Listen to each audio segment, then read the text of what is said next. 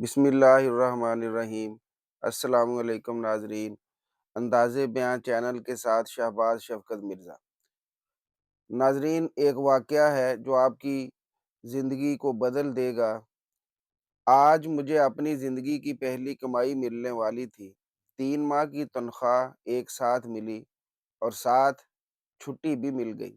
گھر پہنچا تو عید کا سماں تھا۔ ماں باپ، بہن بھائی سب بہت خوش تھے۔ میں نے ساری رقم والدہ کے ہاتھ پر رکھ دی۔ والدہ نے رقم کا تیسرا حصہ اللہ کی راہ میں خرچ کرنے کی نیت سے علیحدہ کیا اور کہا کہ اس رقم سے ایک بیوہ عورت کے گھر راشن خرید کر پہنچا دینا، جو دور کے ایک محلے میں رہتی تھی۔ میں اسی وقت گیا اور راشن خرید کر لایا۔ گھر میں میرے لیے پرتکلف طعام کا انتظام کیا گیا تھا۔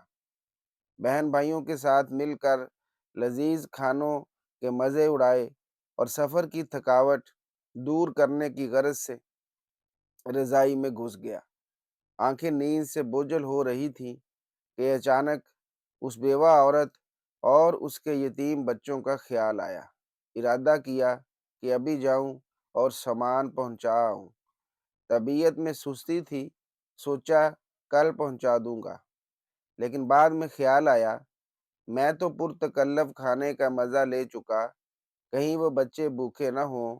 اسی وقت لحاف سے نکلا، ایک چادر اوڑھی، تھیلا کاندھے پر رکھا اور اس کے گھر کی طرف نکل پڑا۔ شدید سردی تھی، دھند بھی زیادہ تھی اور بھاری تھیلا اٹھانے میں بھی کچھ دقت ہو رہی تھی۔ ایک دور محلے میں اس عورت کا گھر تھا۔ اس کا شوہر مزدوری کرتا تھا اور 4 بچے تھے۔ ایک ناگہاں حادثے میں شوہر کی موت ہو گئی اور اب اس کے یتیم بچوں پر دست شفقت رکھنے والا کوئی نہ تھا۔ قسمت بھی بہت ستم ظریف ہے۔ خیالات کا ایک سمندر لیے اس بیوہ عورت کے گھر کے باہر پہنچا۔ گھر کیا تھا بلکہ ایک ڈربہ تھا۔ ایک کمرہ، چھوٹا سا صحن اور ایک خمیدہ سی چار دیواری تھی۔ دروازہ کھٹکھٹایا تو ایک 5 سالہ بچی باہر آئی، جس کے چہرے پر پریشانی، خوف اور بھوک نمایاں تھی۔ میں اس کے چہرے کو تکے جا رہا تھا اور دل ہی دل میں دعا کر رہا تھا کہ اللہ کسی بچے پر ایسا وقت نہ لائے۔ اس بچی نے ایک پرانا سا جوڑا پہنا ہوا تھا اور شدید سردی میں ایک پھٹی پرانی جرسی پہنی ہوئی تھی۔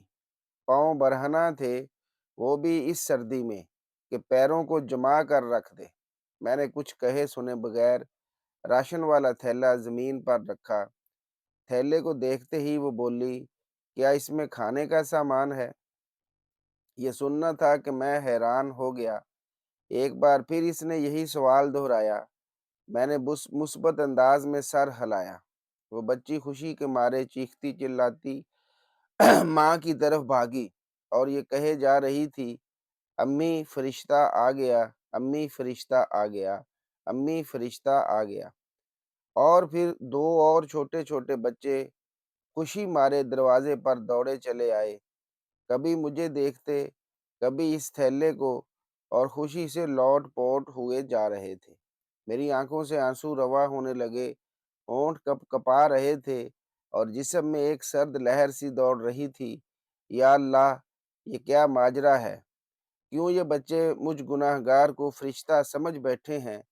انہی سوچوں میں گم تھا کہ ایک خاتون جو ان کی ماں تھی دروازے پر آئی اور دروازے کی اوٹ میں کھڑی ہو کر روحانسی آواز میں یہ کہنے لگی، میرے بچے 2 دن سے بھوکے تھے، غیرت گوارا نہیں کرتی کہ کسی کے آگے ہاتھ پھیلاؤں۔ میرے مرحوم شوہر بھی محنت مزدوری کرتے تھے مگر کبھی کسی کے آگے ہاتھ نہ پھیلایا تھا۔ ان کے چلے جانے کے بعد ان کی دیکھ بھال کرنے والا کوئی نہیں، رشتہ داروں نے ہاتھ کھینچ لیے ہیں اور محلے والے بھی مدد نہیں کرتے، مگر کبھی کبھی آپ جیسے نیک دل لوگ مدد کر دیتے ہیں۔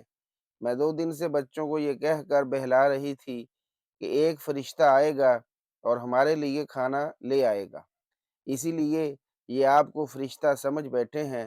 اس عورت نے اللہ کے حضور شکرانے کے چند کلمات ادا کیے، مجھے ڈھیر ساری دعائیں دی اور شکریہ ادا کیا۔ میں وہاں سے واپس ہو لیا، آنسو رکنے کا نام نہیں لے رہے تھے۔ زندگی میں کبھی خود کو اتنا پرسکون محسوس نہیں کیا جتنا آج کر رہا تھا، اور اندازہ لگایا کہ ایک بے بس انسان کی مدد کرنے سے جو روحانی سکون ملتا ہے وہ کسی اور کام میں نہیں۔ ہمارے ارد گرد ایسے بہت سے غربا ہوتے ہیں جو مستحق ہونے کے باوجود کسی کے آگے ہاتھ نہیں پھیلاتے، مگر مدد کرنے والے ہاتھوں کے منتظر ضرور رہتے ہیں۔ دو وقت کی روٹی ہی ان کا کل جہان ہوا کرتی ہے۔ ایسے لوگوں کی مدد کرنی چاہیے، چاہے وہ ایک وقت کھانا ہی کیوں نہ ہو۔ گھر آیا تو ماں نے پوچھا، بیٹا اتنی رات کہاں چلے گئے تھے بتائے بنا؟